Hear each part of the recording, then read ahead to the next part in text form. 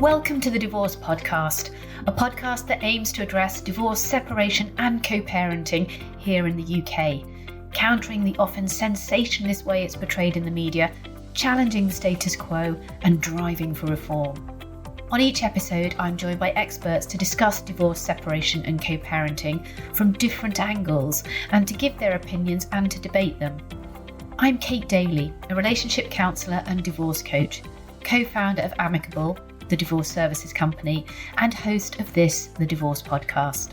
In this episode, I was joined by journalist and comedian Ellie Gibson to discuss relationship struggles and how to make a marriage work in the wake of a separation. Ellie is the co-host of #1 parenting podcast, Scummy Mummies.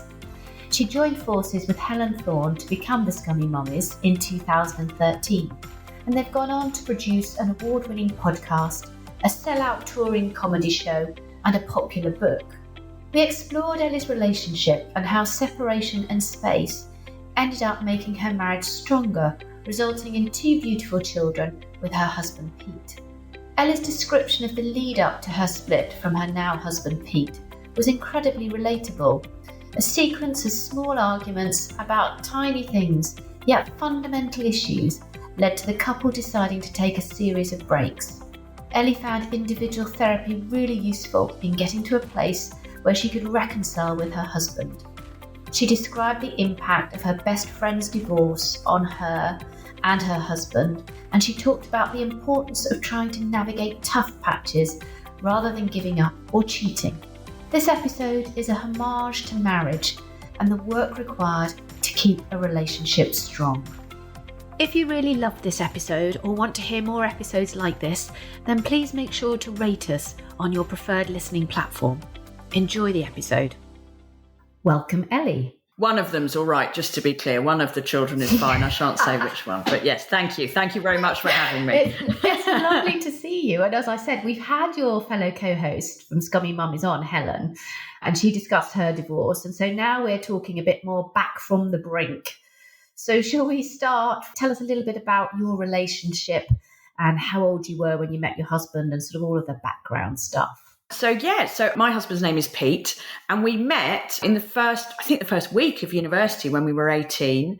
And I write about this in Helen's book, Get Divorced, Be Happy. But so why am I even plugging her book when it's a podcast about me? But here we go. So that's good friendship. Yeah. I do love her, and it's an excellent book, especially the bit that I wrote.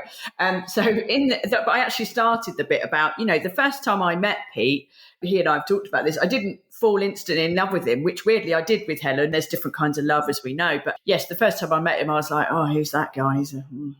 And then we did become friends, but we didn't get together, I think, for 5 or 6 years into the friendship. And then I did find out he'd had a crush on me for quite a lot of that time, which is very gratifying, obviously. So yeah, we got together in our sort of early mid-20s.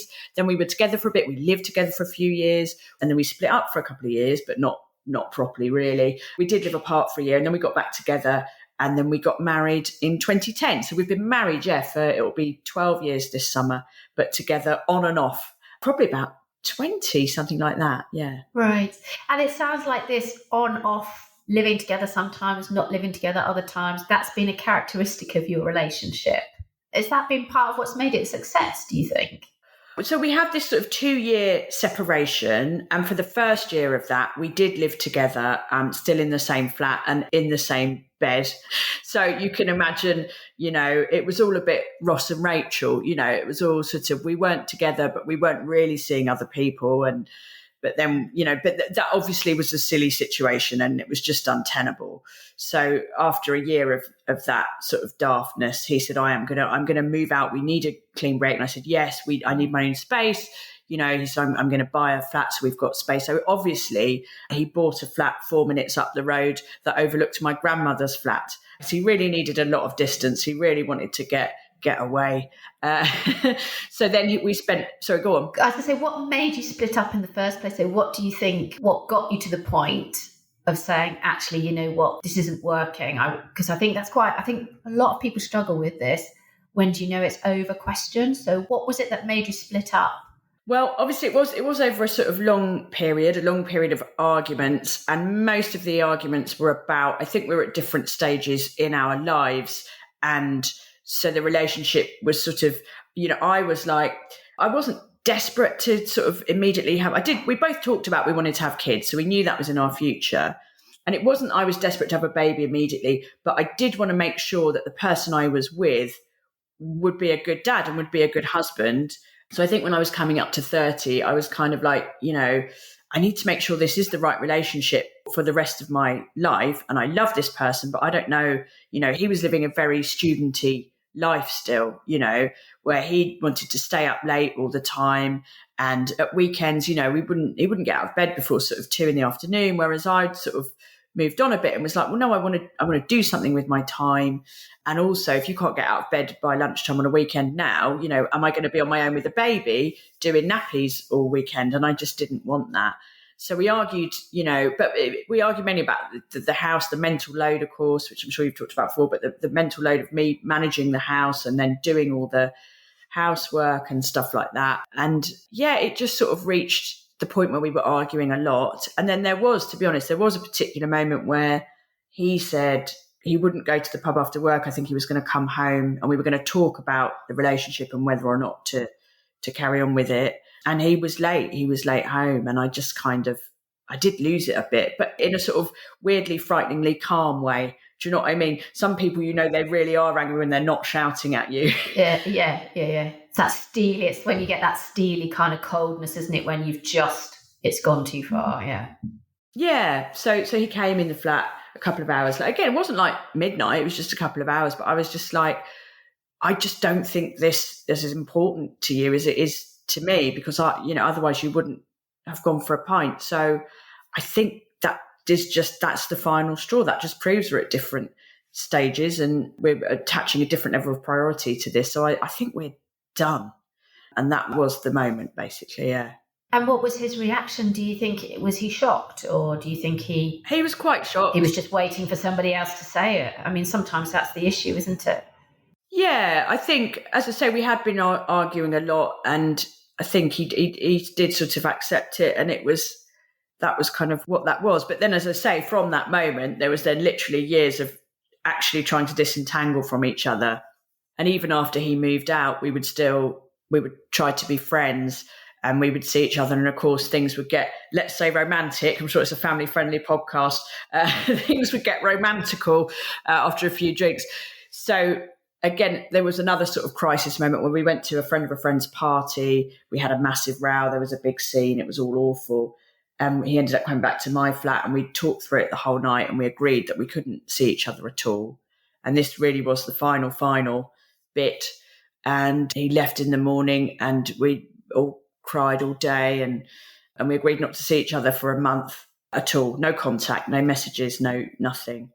And then after 3 weeks, we both stuck to that. And then after 3 weeks, he turned up at my house one Saturday afternoon with a 10-page letter, basically, that he'd written. I found it later by going around to various friends' houses and getting them to help him with it. But saying all the things that he felt sad about and, saying, actually, basically it said, I am ready to start a proper grown-up life and I want to do it with you and I've made a big mistake.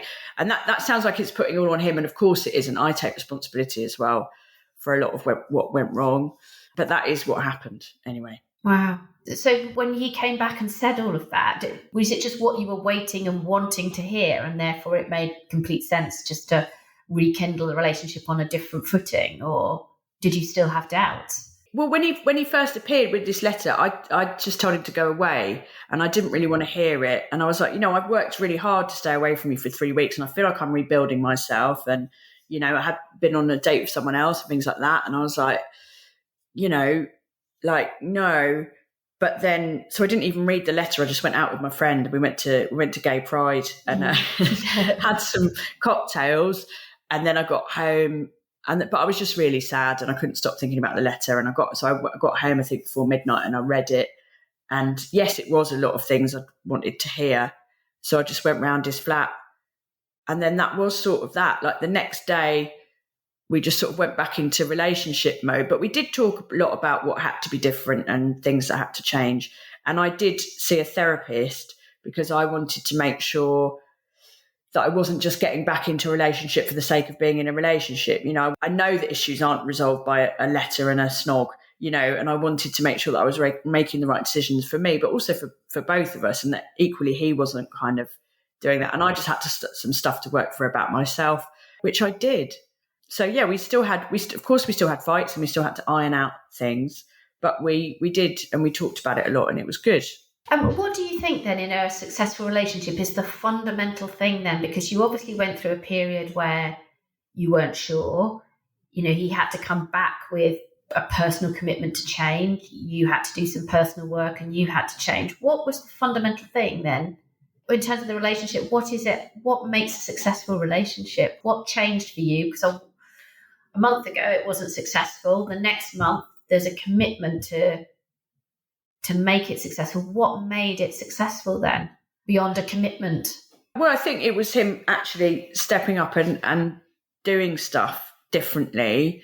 And it was about me realising that him perhaps not doing stuff in the house that I wanted him to do, not being supportive in that way, wasn't actually necessarily about me or him disrespecting me or not loving me. Because I was in this mindset of, you know, you do these things that upset me and bother me, and you know they're going to upset me and bother me, so you must not care about my feelings, or you must actively want to annoy me or hurt me. And it sounds like I'm just complaining about, I don't know, like occasionally not taking the bins out, which was part of that. But as I would say to him, it's often, isn't it? It's hundreds of those little things. It's like when I went away on a work trip and I came back after a week and the plates from the meal I cooked the night before was still there, you know, and everything else in the flat was dirty. We didn't have a dishwasher. And I just put my bag down and I just walked out of the flat. I just said, there was no milk in the fridge that I could have a cup of tea. It was just things like that. So, which again, I'm not trying to just list all his past crimes, but I'm just being honest. This is things like that are just built up and built up. And I needed to know that there was going to be a change and that wasn't going to be the situation forever. And he did prove that. He did change. And then in more recent years, since we've been married, we have talked a lot about the mental load. And I've tried to get better at explaining, saying to me, why didn't you ask me to do that? Or what do you need me to do? Is a whole other job in itself. I need you to go, oh, right, they've got a birthday party to go to on Saturday. I need a birthday present. I need to know where it is, what time it is. Yeah. Yeah. Or equally, we've worked together. We've worked on strategies. So in that example now, I buy all the birthday presents. I buy all the presents for the kids' birthday parties. His job is to wrap them and make sure the card gets written or made. And then, so that's, you could nitpick about who's still doing the lion's share of the work there. But I think the point is that's like a division of labour that now we don't have to argue about anymore. So it's just working out stuff like that. I mean, you mentioned a couple of times it feels like you're nitpicking, but it isn't, because that's the stuff that makes or breaks relationships ultimately. And we know from research as well that the majority of relationships end over the small stuff. So Relate have done some really interesting work on that, but it's the small stuff that ultimately breaks relationships, because it is a mental load, as you say, and it is exhausting. And I think a lot of people find it very frustrating as well. But I think what sounds quite different in your case was, though, it sounds like you were able to communicate and you were able to actually have a conversation once you'd come back with the letter to say, okay, let's talk about this, and to be realistic and not to want it to be all perfect, but to have some realistic expectations. And I love what you were just saying then about we had some strategies, because I think that's ultimately what makes relationships work. They are hard work and you have to work at them. Yeah. And sometimes for us, rules, as uptight and boring as that makes me sound, I love a rule. Rules I've found quite useful. I like them with the kids. Again, it's not that they can never be broken. It's not about bedtime at 6:01 p.m. But I found that with the kids, they quite like a sort of boundary. And if it's agreed, and that's, again, I'm not trying to make Pete sound like a child, but I've actually learned from my relationship with him how to sort of manage that a bit better. And then, we even had Pete and I had a row this morning about I'm going for a lunch, and I hadn't put in the exact times I'd be at the lunch. And he was like, well, is it going to be a long lunch? And I said, right, I tell you what, here's what we're going to do going forward. Just always assume it's a long lunch. Just always assume it's me. It probably is. Because I work nights for Scummy Mummies, if I want to see my friends, I have to go in the daytime. So, and then he has to do the pickup of the kids and blah, blah, blah. So I was like, let's just assume from now on that it's a long lunch. If it's not, I'll tell you, it never will be short. It never will be. But how do you characterise your marriage now then? Because it sounds like all marriages, aren't they? Or all relationships are a journey. But what sort of way do you characterise the relationship now? I think mostly pretty happy and pretty solid. As I say, we had a fight this morning. Do you know what I mean? I think all marriages are up and down and have good patches and bad patches. And I think a lot of that can be to do with external things, what happens. And, our son Joe, who's 7 now, and he's a very healthy, happy little boy. But when he was born 2 months early. So that obviously he was in hospital for 6 weeks. He's fine now, but at the time it was incredibly stressful and upsetting. And in a funny way, it brought us closer than we had been, because suddenly we had all this time we were spending together in the hospital, and we had this thing in common, this problem that we had to solve together and get through together. And we had all these car journeys to and from the hospital, and we had it sounds awful, we had some real laughs, as well as moments of real intimacy, emotional intimacy. We just had some good laughs. And then weirdly, after he was better and he was at home, I think we went through another tough patch because, and I didn't realize at the time I was mentally dealing with the aftermath of that sort of car crash. And he'd gone back to work, so his life was quite normal. And I just had this baby, and I had this baby who could potentially still have been quite ill. And I had another son as well. And I was really struggling. And I don't think I was communicating that properly then. Well, I imagine you were quite lonely as well, weren't you? Having had all of each other's attention and focused attention, to then go back to having your separate lives where you're a stay-at-home mum and doing your other stuff and he's going back to work. That must have been very isolating. Yes, I think that was part of it. And I think a lot of it was when you have a premature baby, certainly my experience, when the baby's well and out of hospital, it's like the end of the film and everyone just kind of goes, oh, great, it's the end of the film, it's all fine, including you. I was sitting there going, oh, everything's fine and normal now. And it's only now I can sort of look back and go, well, it wasn't though. But I was acting like it was normal. So no wonder he didn't know that I was not doing okay, because I didn't know I was not doing okay, really. So I guess I'm just using that as an example of, that's life, isn't it? It's up and down. And another weird thing that what happened to Helen, I think, actually brought us closer together. My best friend going for a divorce, we had to have lots of conversation because her husband did have an affair for 4 years, and that was such a big shock. We had to kind of sit down and go, just to be clear, first of all, you're not doing that, are you? Okay, just checking. But also, if you feel like doing that, or if you sort of start doing that, even if you fall into something like that, can we agree that we're going to have a conversation about that, ideally before it happens, certainly if it happens at the beginning, whether or not it's about whether to stay together through it, can we at least be honest with each other about the fact we're not happy? So it's brought up a lot of stuff for us in, I think, quite a positive way. Yeah, that's really interesting because, the statistics show that if your friends divorce, it's more likely to have an impact on your relationship and you're potentially statistically more likely to divorce. But I love the way that you've tackled that by just facing it straight on and saying, right, well, let's talk about this, rather than just, a lot of people, I think, just sweep it under the carpet and say, well, that's them. We've always known there's something wrong with their relationship, and sort of push it away, don't they, in complete denial. But I love the fact that you just face that straight on and say, well, let's talk about it. Somebody you love is going through something like that. Then let's have it out. Let's say what it would be like for us and what we would do. I think, listening to what you're saying, it strikes me that because you've confronted some of the hard stuff and you've put yourself on the line with, are we going to carry on? Are we not going to carry on? You've made an active choice to stay at several points in time, rather than just falling into a long-term relationship, which I think is what a lot of people potentially do, and then wake up 20 years later when their kids have grown up and think, well, what was that about? And now we've got nothing in common, and the thing that was holding us together, the family life, that's changed too. So you can see why a lot of people divorce in later life. Yeah, totally. And I'm very grateful for, that I'm sort of making light of it now, but that thing with Pete and I went through, that separation and all that, and the very long drawn out process, at the time it was really hard. It was really painful and upsetting. And now I'm really grateful that we did go through that, because, I have a sort of confidence in, no, I did, we made the right choice, and stuff gets hard and then we get through it. But having said that, equally, because of what happened to Helen, and our boys are friends, and they obviously overhear us, we try to keep it from them, but we have to be honest with them about what's going on, and they're asking questions. We've had to sit them down, and they say to this day, periodically, are you and Dad going to get a divorce like Helen?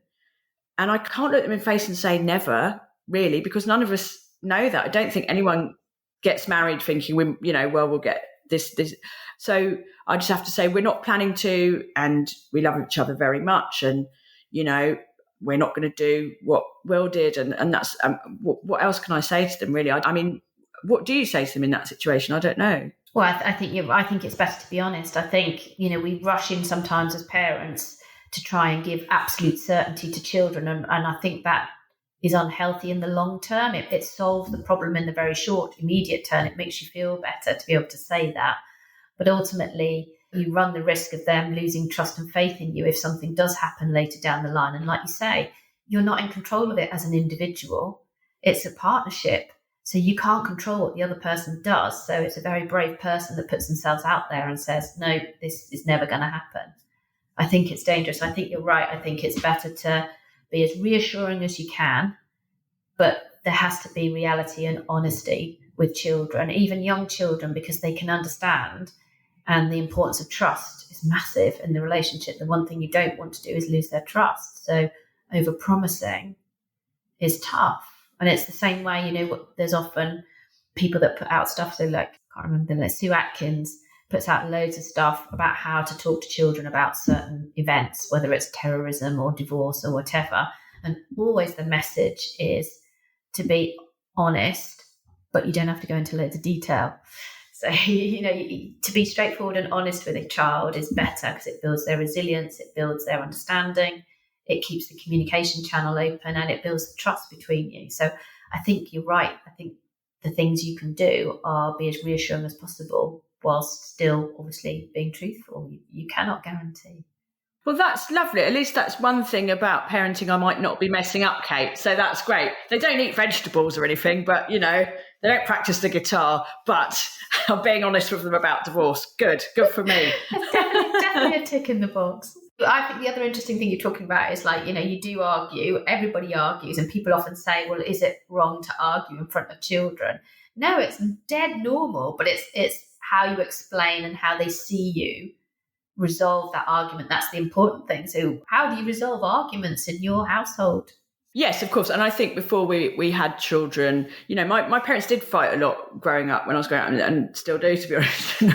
And how before you have children, you're very smug and you're like, we'll never fight in front of them, and they'll never have iPads, and they won't have sugar until they're 24. And then you have a baby and it turns out the baby has not read those memos. Do you know what I mean? The baby doesn't understand that that's the plan and it's supposed to sleep for 8 hours a night and all of that. The baby didn't get that message. So, and that's definitely been a thing. We have completely fought in front of them, because if you're in a car arguing about directions, you can't quietly go and do it somewhere else. I'm not proud to say this. We have done the WhatsApp argument as well, which often starts as a real argument. And then one of you manages to say, we can't in front of the kids. So you go away, but then you angrily text each other from different rooms. Bashing on the screen. Yes. We have definitely done that. And I'm not proud of that. On the other hand, I do think that's better than continuing to shout at each other in front of them. So, and sometimes you do have more things to say. So maybe that's a needs must situation. I don't know. So yes, and we do, when we have fought in front of them, which we do, we try when we're doing the making up to do at least some of the making up in front of them. So even if we have to have the heated or serious conversation in another room, we do often make a point of going, look, we've made up now, we're having a cuddle, I've said sorry, he said sorry, blah, blah, blah. Because we really like them to say sorry to us when they mess up, which they rarely do. But, that's a whole other thing, isn't it? Do you force children to say sorry when they don't mean it? I feel like that's insincere. So I feel like I'm just at least trying to show them that's what we do. And then, we'll see. I think it's better to role model it when you genuinely know that you need to apologise rather than to force them. Yeah, absolutely. Yeah. And we apologise to them. We say, we're sorry for fighting in front of you, because they hate it. Of course they do. Why wouldn't you? Yeah, I think it's hard for kids, isn't it? Because they always worry about the D word if they see you arguing, but it's a normal, natural part of life, and they do need to develop resilience and relationship resilience as well. Yes, I don't think we'd be doing them a service if we were raising them to think that people never fight and never fight publicly. And, and again, we do have certain rules. We try not to swear in front of them. We've both broken that rule on occasion, to be honest. And we don't do name calling. And we also have a rule that doesn't necessarily come up in rows with them, but we don't accuse each other of being like our parents, because that can really, like the touch paper. So we've had to agree that that's not a thing. Yes. Yeah. And with your family, when you were going through the different sort of, the Ross and Rachel bit, or the on-off bit, or the coming together finally kind of part, what roles did your family play in this? Were they supportive of the relationship? Did they interfere, or was this just something you didn't speak to them about? They didn't interfere, no, but they were very supportive to both of us. I remember Pete went away, and I think he had a weekend with his mum and dad to talk it all through, and he found that really helpful. My parents, I'm very close to both my parents, and my mum especially listened to me talk about the whole thing for, again, literally years, and was brilliant, actually. She was brilliant. She listened to me, and she would offer advice and kindness, but she was always very careful never to overstep the mark. She never said, well, this is what you should do, and blah, blah, blah. And when we did get back together and we did get married, she was like, oh, I'm so relieved. I'm so relieved. You've no idea. And I was like, really? And she said, I've always loved him. I knew he was brilliant, and I really wanted you to get back together, but I knew I couldn't say that to you, because I knew if I said that and then it went wrong, it would be all my fault. And it might not have been the right decision anyway. You were the only one who could make that decision. But my God, all I've wanted to say to you for months was, oh, give it another go. So she's very glad it worked out like it did. So yeah, our parents, we were really lucky to have our parents around and to have them be supportive, I think. And what do you think about sort of marriage as an institution now, having got married and being, as you've described it, pretty happy? How do I feel about marriage? I'll be honest, I really like being married. I like the companionship of it. I like, frankly, the practical element of having somewhere there. To have someone there where you can go, oh, fuck, I need to pay this council tax bill. Will I do this? Can you ring the plumber? Stuff like that. I like that. I mean, that's very romantical, isn't it? But that, again, I just think that's grown-up life. Yes, and I do like the romance of it and the coupliness of it, and I like the stuff we have in common. And I will say that Pete and I don't actually have that much in common in terms of, we don't have the same hobbies. I like video games. He doesn't.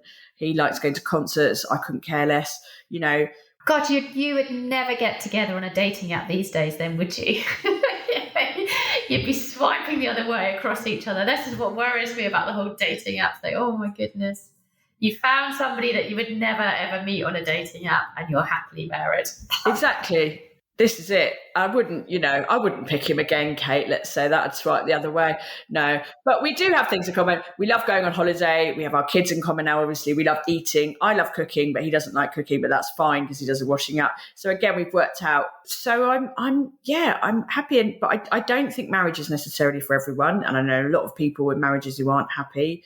And I fully support people who are like, you know what, the balance of this, the balance of sort of misery or unhappiness is outweighing the companionship, the practical help, and the romance. I think there's many, many relationships that I personally know of where that's the situation, in which case, why stay married? To quote Helen's book yet again, get divorced, be happy. I hope she's going to pay me for this. You're on a license, yeah. And what about, is it marriage for life then? So you can love marriage. Is marriage for life a realistic concept, given that we live till we're 90, or potentially people that are being born now over 100? Well, funny enough, that is one of my mother's famous sayings. She said to me once, Ellie, when marriage was invented, people died at 35. So they got married at 11, but then they were dead in 24 years. People weren't supposed to survive this long. And I think that's quite an interesting point.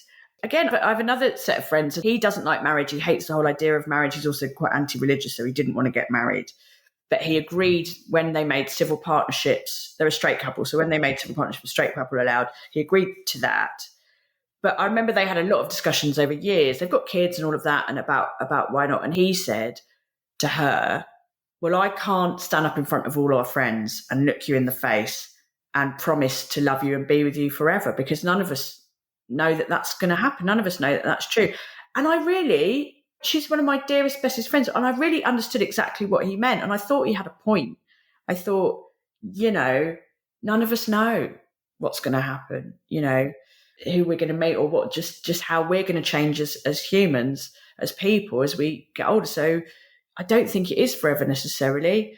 But having said that, I could see her point, which was, well, yes, but none of us know that, but that's not really what marriage is about. It's not about literally doing that. It's about saying, I'm going to do my best. You know, I like you, I pick you, I want to be with you forever, and I'm going to do my best to make that work. And I think that, for me, is what marriage is now. As long as you're both committed to that, then I think you've got a good shot.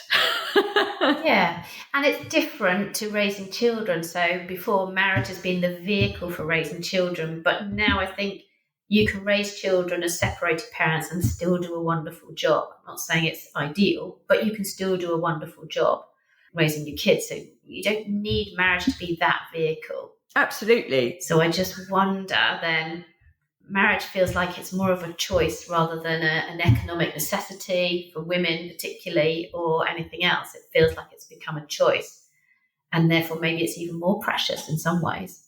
Yeah, I think so. And of course, there are lots of women, especially around the world, for whom it is still an economic necessity, and that's a whole other thing, isn't it? But I think, yeah, those of us who are lucky enough to be able to make that choice, I think it's a great thing that we can, really. And I think, yeah, absolutely. Like, you know, when her kids are with Helen, they know that they're the priority for Helen, and they know how loved they are by her, and they're very happy they're getting on with it. So absolutely, it's doable if you prioritise your kids, of course. Yeah. So we're just coming up to the end. It's been lovely talking to you. But just finally then, what are your best tips for anyone who's in a position where they may be separated and thinking about reconciling? What did you learn most from that period of your life? What would you say to somebody who might be listening? Oh, gosh. All I can talk about is I'm not a therapist or any kind of expert. I liked it when you said at the beginning of the podcast, we have experts on. Not today, we don't. I'm just an idiot. So I can only speak of my experience. And I wouldn't. But for me and Pete, in the end, it was separation. Even though it was only 3 weeks, it was about kind of realising that we did miss each other and we did love each other very much. But perhaps more importantly, I think it was communicating what we needed and then communicating what we were willing to give. And as I say, it wasn't like that was the end of the film. It wasn't like we got back together and then we never fought again. To this day, it's an ongoing daily working out whose responsibility is for what, and explaining how I feel, and for Pete to do that as well. You know, there was a time when I remember one time he said, "Oh, I've been talking to my dad saying I've been a bit, worried about how we're doing." And I was really upset because I was like, well, I'm here and I'm in this marriage. Why don't you talk to me? And he was like, well, I couldn't because I need to work for my feelings. So do you know what I mean? And now I have more, I do understand, but that was a compromise as well. We had to agree that he would talk to me, but also I had to be okay with him talking to other people because that's how we work stuff out. Oh, look, it's been absolutely brilliant talking to you. It's the time has raced by. Where can people find out more about you and what you're doing, Ellie? Well, Scummy Mummies, I'm in this double act with this woman, Helen, who I may have mentioned. Yes, if you go to scummymummies.com, you can see dates for it. We do live comedy shows, much funnier than I've been on this podcast, I promise you, much less serious. You can go and see our live comedy show all over the country. We're going to Edinburgh in August for 10 days. And we've got a podcast, we've got Instagram and all of that. I'm also into games, if you like that. I'm on Twitch and all that, Ellie Gibson Games. I'm on Ellie Gibson on Twitter. And Helen's written a book called Get Divorced, Be Happy. Don't know if I mentioned it. Only once. It's an excellent book. It is an excellent book. I've read it. It's absolutely brilliant. Really sound advice as well. And it's a wonderful journey. And you do feature very heavily as well. That's because I'm an extremely massive deal. So yes, that's correct. That's the correct amount of weight in that book, yes. And of course, you can find me on Twitter. I'm at Kate_Daily. And you can hear about new podcast episodes by following at divorce_podcast. And if you've loved listening to Ellie and want to find out more about this podcast and subscribe for updates, you can visit thedivorcepodcast.com. Thank you very much, Ellie, for coming on the podcast. And thank you too for listening.